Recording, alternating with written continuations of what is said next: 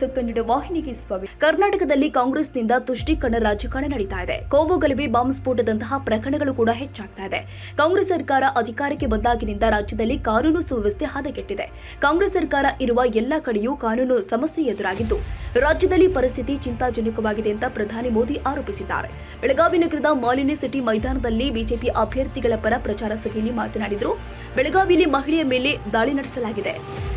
ಚಿಕ್ಕೋಡಿಯಲ್ಲಿ ಜೈನ ಮುನಿ ಹತ್ಯೆಯಾಗಿದೆ. ಹುಬ್ಬಳ್ಳಿಯಲ್ಲಿ ವಿದ್ಯಾರ್ಥಿನಿ ನೇಹಾ ಹತ್ಯೆ ಪ್ರಕರಣ ಜರುಗಿದೆ. ಬೆಂಗಳೂರಲ್ಲಿ ಕೆಫೆ ಬಾಂಬ್ ಸ್ಫೋಟ ಪ್ರಕರಣ ಪ್ರಸ್ತಾಪಿಸಿದ ಮೋದಿ ರಾಜ್ಯದಲ್ಲಿ ಭಯದ ವಾತಾವರಣ ನಿರ್ಮಾಣವಾಗಿದೆ ಎಂದರು.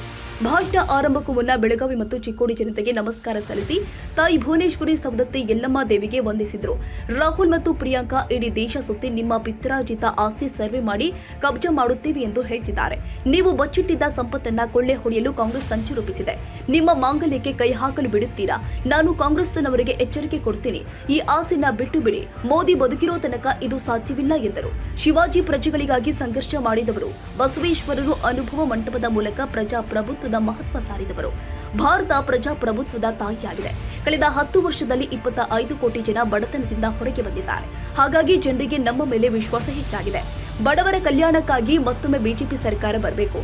ಭಾರತ ಇನ್ನಷ್ಟು ಬಲಾಢ್ಯವಾಗಲಿದೆ. ಆಗ ಭಾರತೀಯರು ಖುಷಿ ಆಗ್ತಾರೆ ಎಂದ ಪ್ರಧಾನಿ ಮೋದಿ, ಕೊರೋನಾ ಸಂದರ್ಭದಲ್ಲಿ ಕೊರೋನಾ ವ್ಯಾಕ್ಸಿನ್ಗೂ ಕೂಡ ಕಾಂಗ್ರೆಸ್ ವಿರೋಧ ಮಾಡಿತ್ತು. ಇದು ಬಿಜೆಪಿ ವ್ಯಾಕ್ಸಿನ್ ಎಂದರು. ಇವಿಎಂಗೂ ವಿರೋಧ ಮಾಡಿದ್ರು. ಇದು ಪ್ರಜಾಪ್ರಭುತ್ವಕ್ಕೆ ಮಾಡಿದ ಅಪಮಾನವಾಗಿದೆ. ದೇಶಕ್ಕೆ ಅವಮಾನವಾಗುವ ರೀತಿಯಲ್ಲಿ ಮಾತನಾಡುವ ಮೂಲಕ ಕಾಂಗ್ರೆಸ್ ರಾಷ್ಟ್ರ ತಲೆ ತಗ್ಗಿಸುವಂತಹ ಮಾಡ್ತಾ ಇದೆ. ಇವಿಎಂ ಬಗ್ಗೆ ಸುಳ್ಳು ಹೇಳುವ ಮೂಲಕ ಲೋಕತಂತ್ರವನ್ನ ಬರ್ಬಾದ್ ಮಾಡಲು ಮುಂದಾಗಿದೆ ಎಂದರು. ಭಾರತದ ರಾಜ್ಯ ಮಹಾರಾಜರು ಜನರ ಮೇಲೆ ದೌರ್ಜನ್ಯ ಮಾಡಿದ್ದಾರೆ ಎಂದಿದ್ದಾರೆ. ಆದರೆ ಸುಲ್ತಾನರ ದೌರ್ಜನ್ಯದ ವಿರುದ್ಧ ಮಾತನಾಡಲು ಕಾಂಗ್ರೆಸ್ಗೆ ಶಕ್ತಿ ಇಲ್ಲ.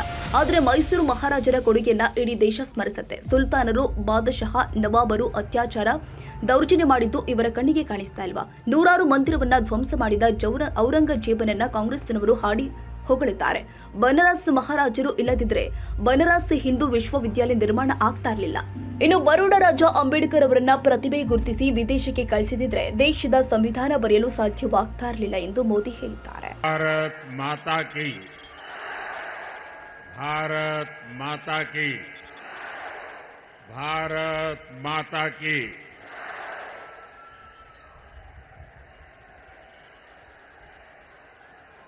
ಬೆಳಗಾವಿ ಮತ್ತು ಚಿಕ್ಕೋಡಿ ಯಾ ಸೋದರ ಸೋದರಿಯರಿಗೆ ನನ್ನ ನಮಸ್ಕಾರಗಳು.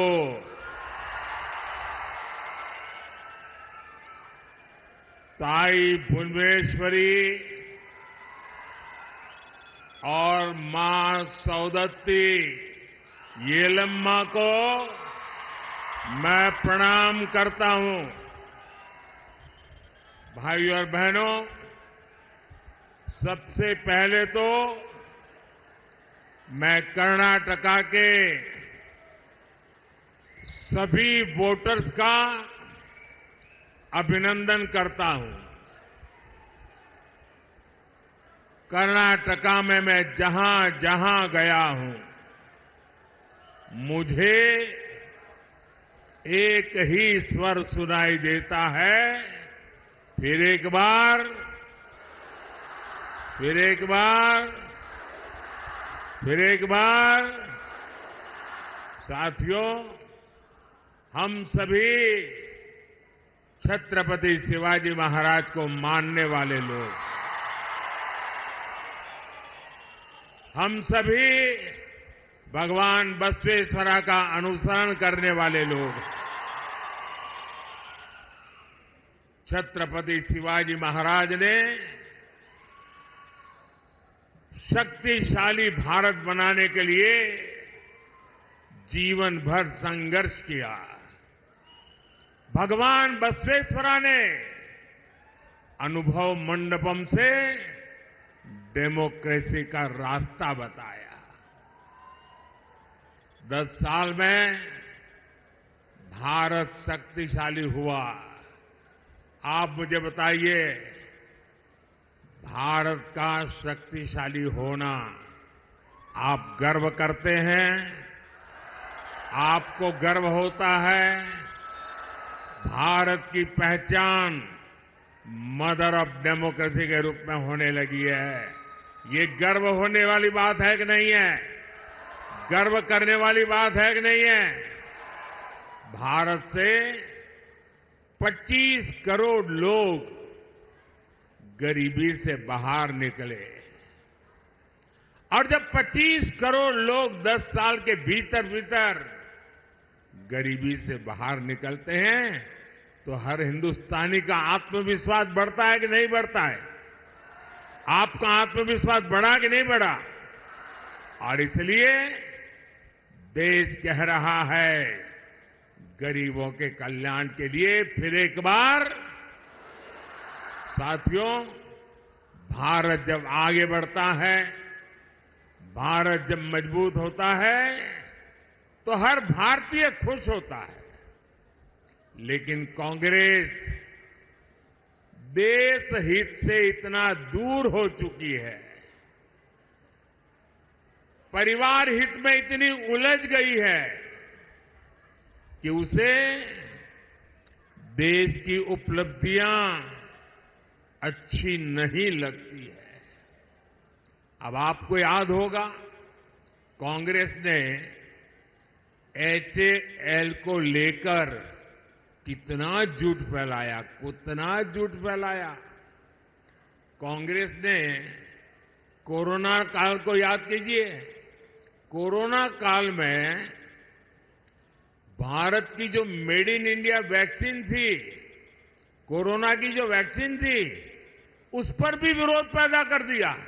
उसका भी यहां तक कह दिया ये तो भाजपा वैक्सीन है। भारत की हर सफलता पर उनको शर्म आने लगी है और जैसे उनको भारत के वैक्सीन पे भरोसा नहीं, लोगों को उलझन में डालने की कोशिश की, उन्होंने ईवीएम के बहाने पूरी दुनिया में भारत की डेमोक्रेसी को बदनाम करने की कोशिश की।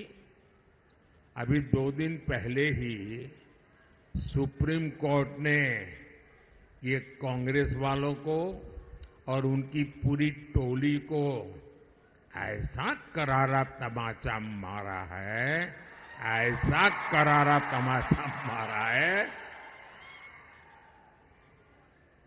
सवाल ये है आखिर कांग्रेस देश का नुकसान होने वाली बातों पर झूठ फैला करके लोगों में विश्वास तोड़ने में का काम किसके इशारे पर कर रही है?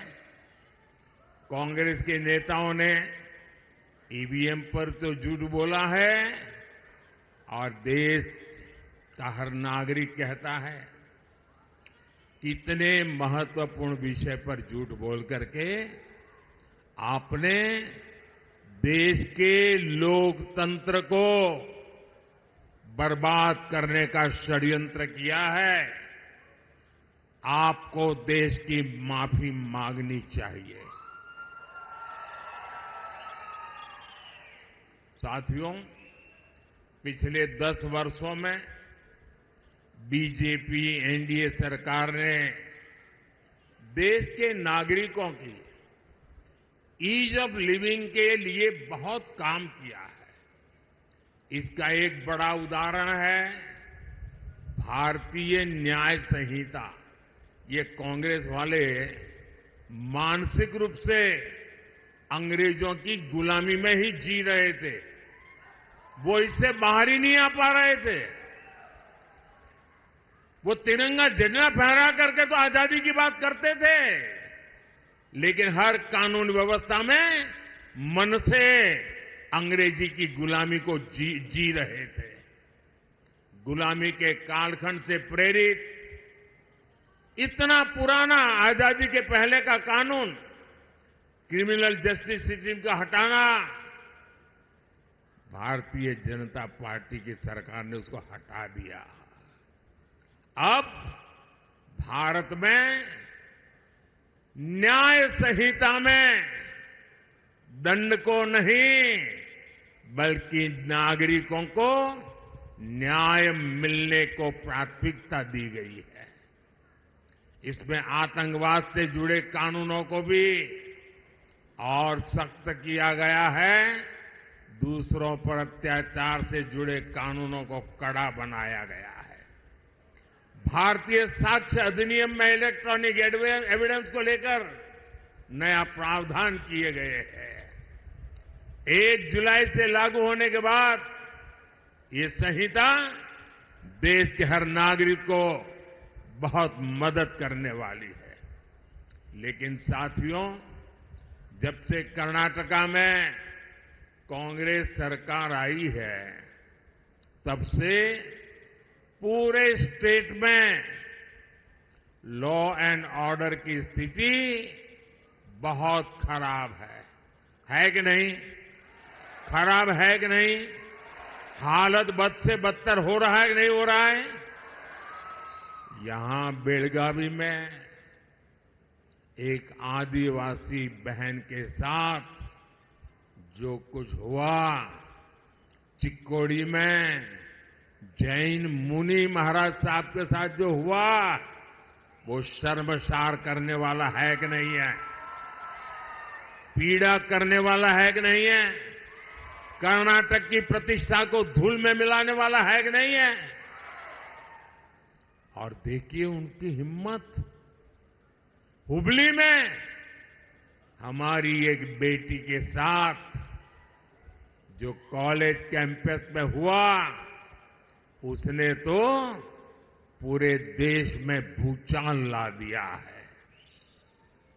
उस बेटी का परिवार एक्शन की मांग करता रहा, लेकिन कांग्रेस की सरकार तुष्टीकरण का दबाव उसी को प्राथमिकता देती है। उनके लिए नेहा जैसी बेटियों की जिंदगी की कीमत नहीं है, उनको तो अपने वोट बैंक की चिंता है।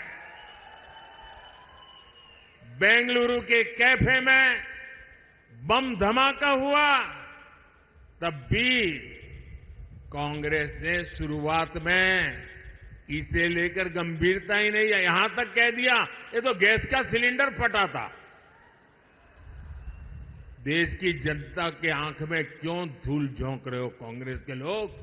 अगर तुमसे नहीं बनता है तो छोड़कर के घर चले जाओ।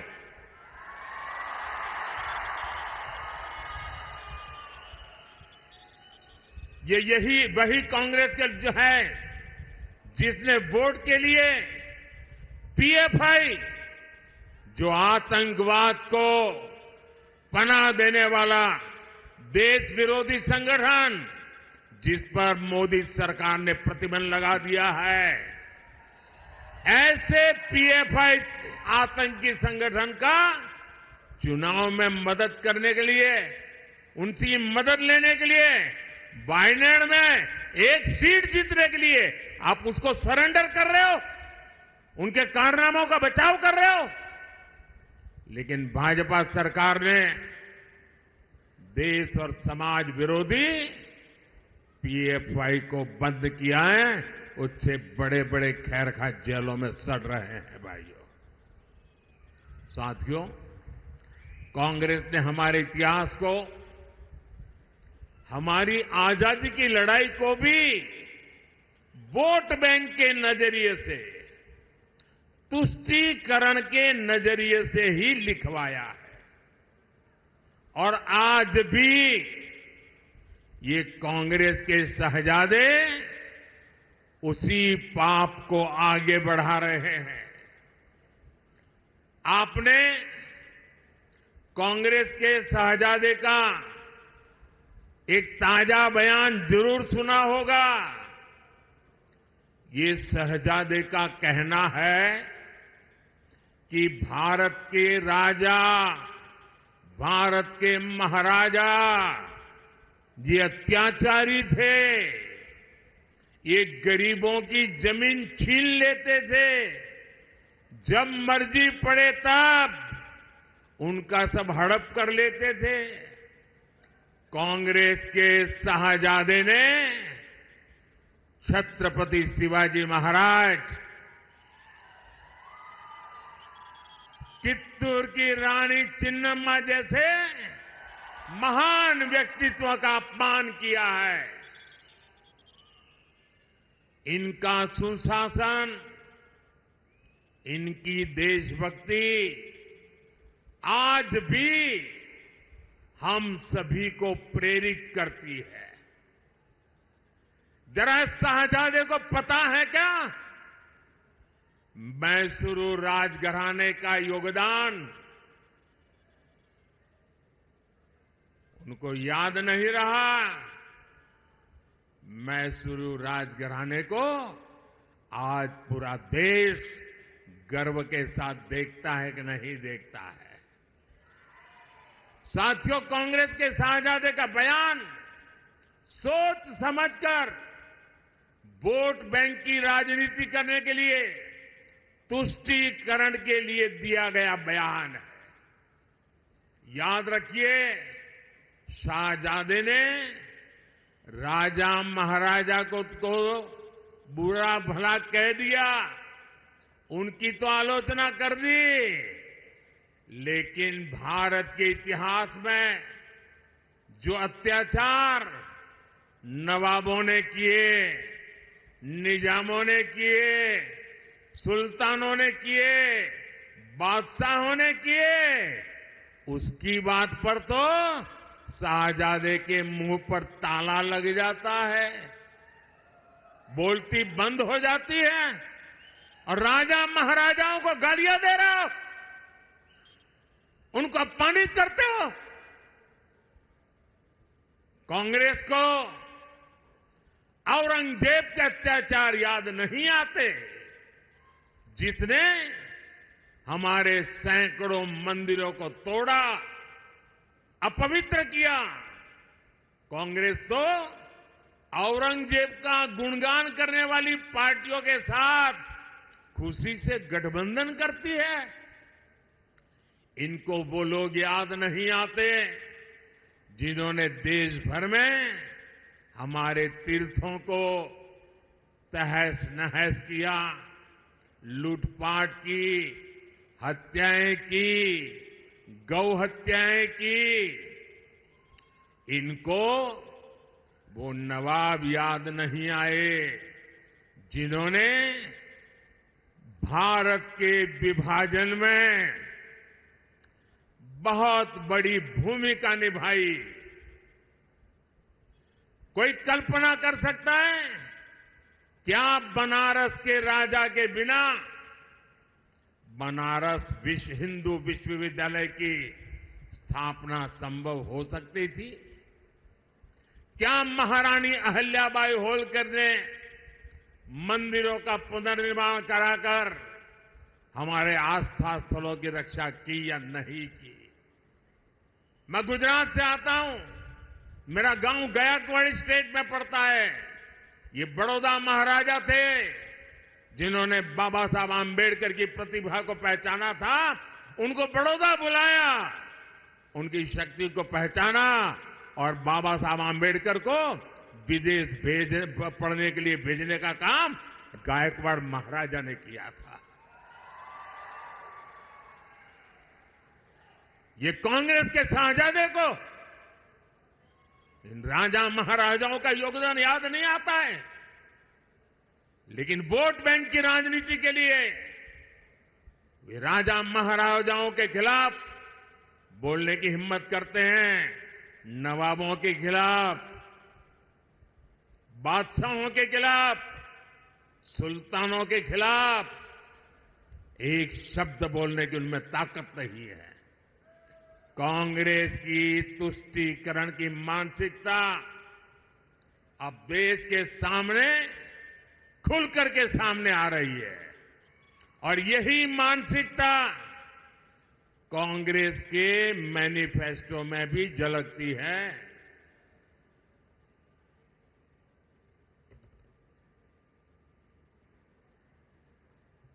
साथियों, आज पूरा देश समझ गया है कि जहां कांग्रेस आई वहां से विकास का पलायन गया। विकास का पलायन शुरू हो जाता है।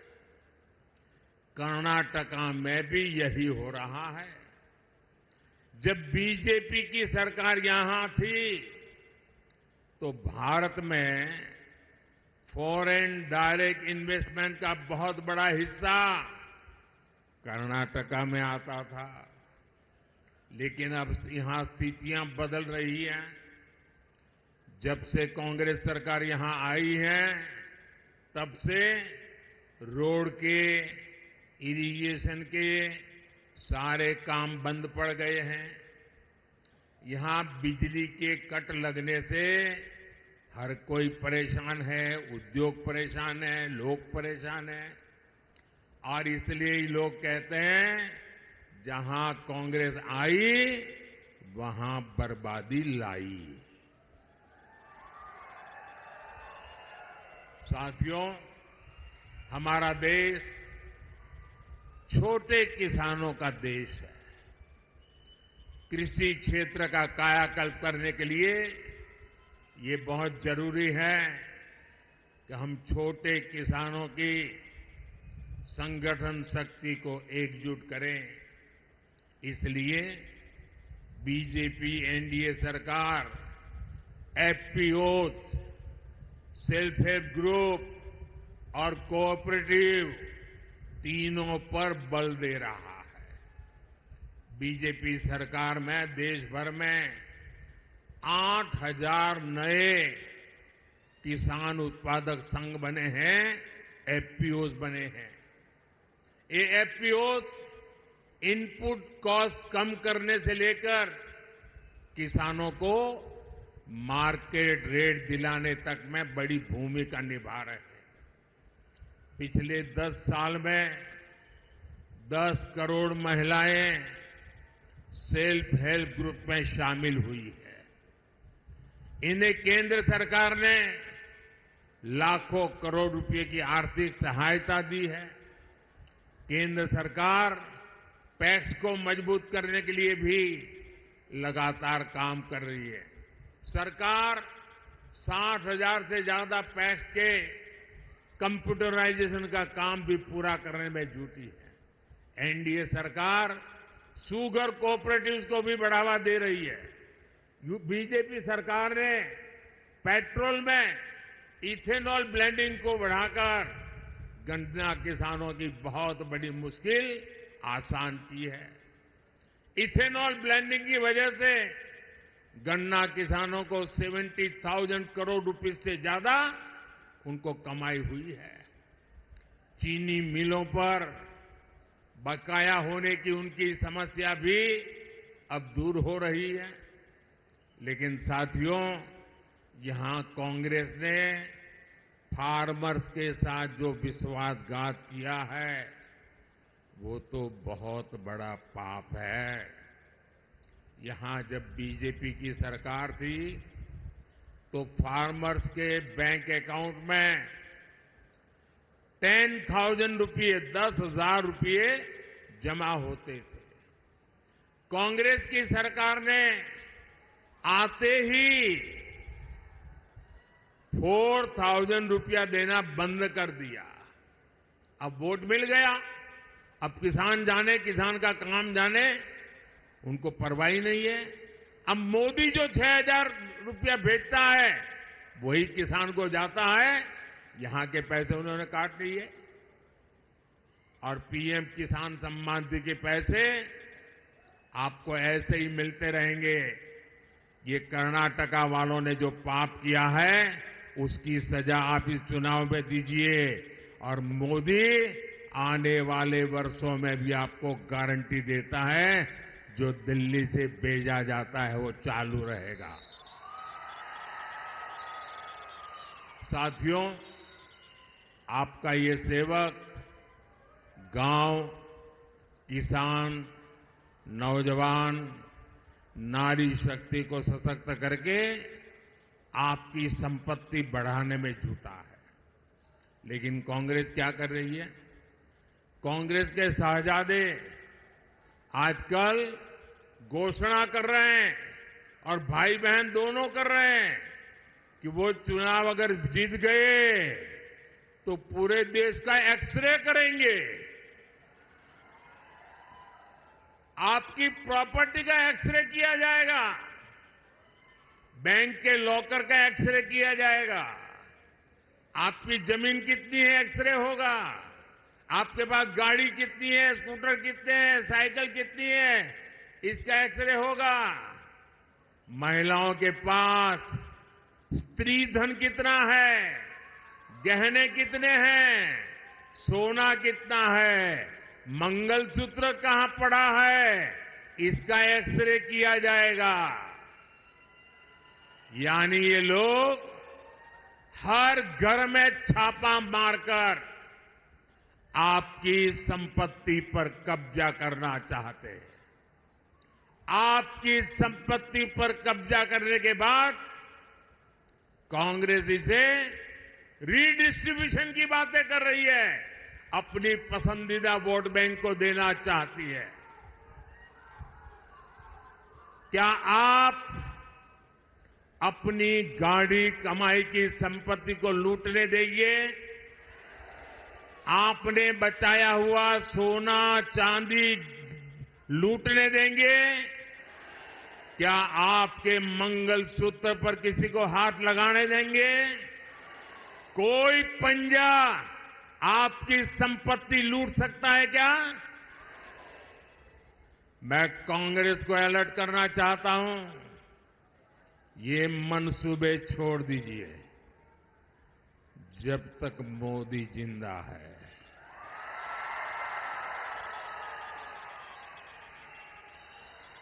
ये आपके मंसूबे में पार नहीं होने दूंगा।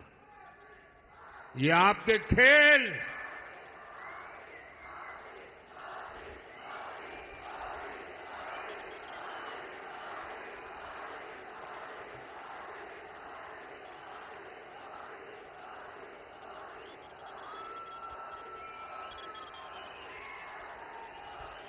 साथियों, इस चुनाव में कांग्रेस ने इनहेरिटेंस टैक्स का एक नया फॉर्मूला निकाला। ये बड़ा भयंकर है, आपकी नींद उड़ जाएगी। उन्होंने क्या कहा है कि दिल्ली में उनकी सरकार बनेगी तो ऐसा कानून लाएंगे कि आप जो अपने बच्चों के लिए बचाते हैं, आपने मेहनत करके कमाया, खुद ने खर्चा नहीं की, मौज नहीं किया, थोड़ा थोड़ा पैसा जमा किया और मन में रहता है कि मरने के बाद बच्चों को कुछ दे करके जाऊं, छोटा सा घर दे करके जाऊं, कुछ पैसे दे करके जाऊं, ताकि बच्चों को मेरे मरने के बाद किसी के पास जाना न पड़े। हर माँ बाप ऐसा चाहता है कि नहीं चाहता है? हर माँ बाप अपने बच्चों को कुछ न कुछ देना चाहता है कि नहीं देना चाहता? और इसलिए हर माँ बाप कुछ बचत करके रखता है कि नहीं रखता है? अब ये कांग्रेस वाले कहते हैं आपने जो बचाया है, अगर आप अपने बच्चों को अब नहीं दे सकते हैं, आपने जो बचाया है अगर बच्चों को देना है तो 55%, 55% उस पर टैक्स लेकर के सरकार वो छीन लेगी। मतलब 2 मकान है तो एक कांग्रेस की सरकार की जेब में और दूसरे से अपने 2 बच्चों को बांट के दो। अपनी वोट बैंक को बांटने के लिए ये आपकी संपत्ति पर डाका डालना चाहते हैं, क्योंकि उन्होंने घोषणा की है कि इस देश की संपत्ति पर पहला अधिकार किसका है, उनकी वोट बैंक का है। ये डॉक्टर मनमोहन सिंह जी भी कह चुके हैं। मैं कर्नाटका के सभी लोगों से पूछना चाहता हूं, मैं आपके माध्यम से देशवासियों को पूछ रहा हूं, क्या आप ऐसा होने देंगे? ऐसा कानून लाने वालों को आने देंगे? ऐसी सोच वाली कांग्रेस को सजा देंगे? इस चुनाव में हर बूथ में उनको चुन चुन कर साफ करेंगे? भाइयों और बहनों, बीजेपी कित्तूर रानी चेन्नम्मा से प्रेरणा लेती है। इसलिए एनडीए सरकार ने सेना के हर मोर्चों को महिलाओं के लिए खोल दिए हैं। बेलगांव में तो संगोली रायन्ना सैनिक स्कूल भी बना है। हमारी बेटियां भी अब सैनिक स्कूलों में पढ़ पा रही है। बीजेपी सरकार की नीतियों की वजह से सेंट्रल पुलिस फोर्सेज में महिलाओं की संख्या अब 2 गुनी से भी अधिक हो चुकी है। साथियों, आपका सपना ही मोदी का संकल्प है।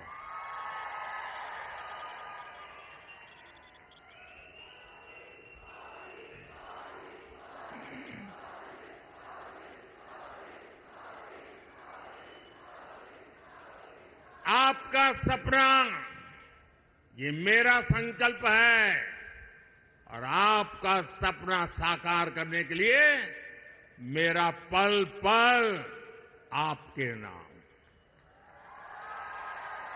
मेरा पल पल देश के नाम। 24/7 फॉर 2047 ये मोदी का वादा है। और इसलिए हमारे भाइयों बहनों, इस चुनाव में दिल्ली में मुझे कर्नाटका से मजबूत समर्थन की जरूरत है। मैं आज आपके पास कुछ मांगने के लिए आया हूं।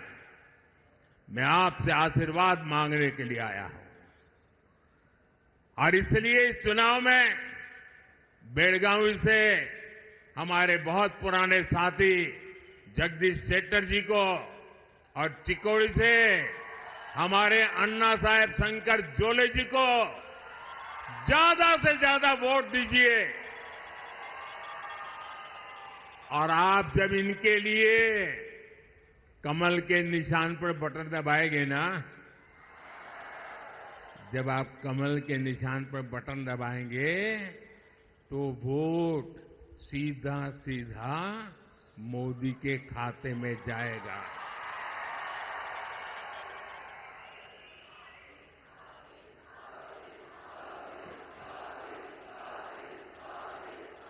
तो मोदी को मजबूत बनाएंगे, मोदी को मजबूत बनाएंगे। मोदी को मजबूत बनाने के लिए घर घर जाएंगे।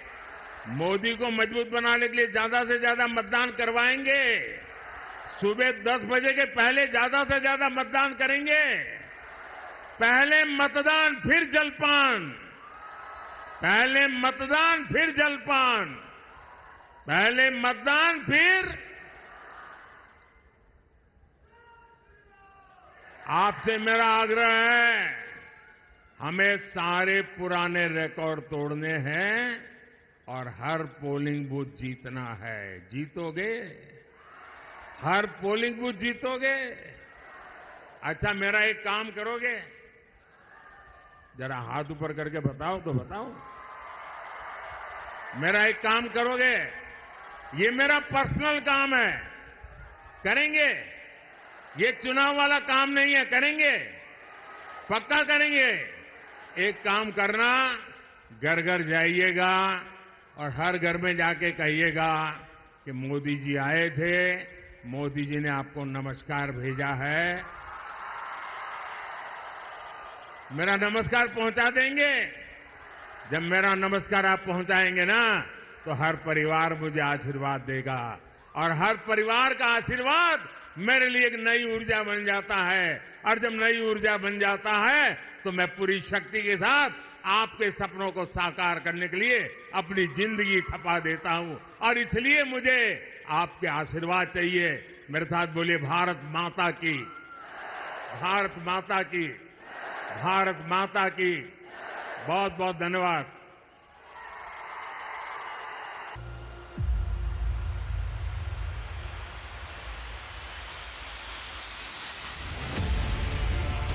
ತಾಜಾ ಸುದ್ದಿಗಾಗಿ MTV ನ್ಯೂಸ್ 24/7 ಗೆ ಸಬ್ಸ್ಕ್ರೈಬ್ ಮಾಡಿ ಮತ್ತು ಬೆಲ್ ಐಕಾನ್ ಅನ್ನು ಒತ್ತಿ. ತಪ್ಪದೇ ಲಿಂಕ್ ಶೇರ್ ಮಾಡಿ.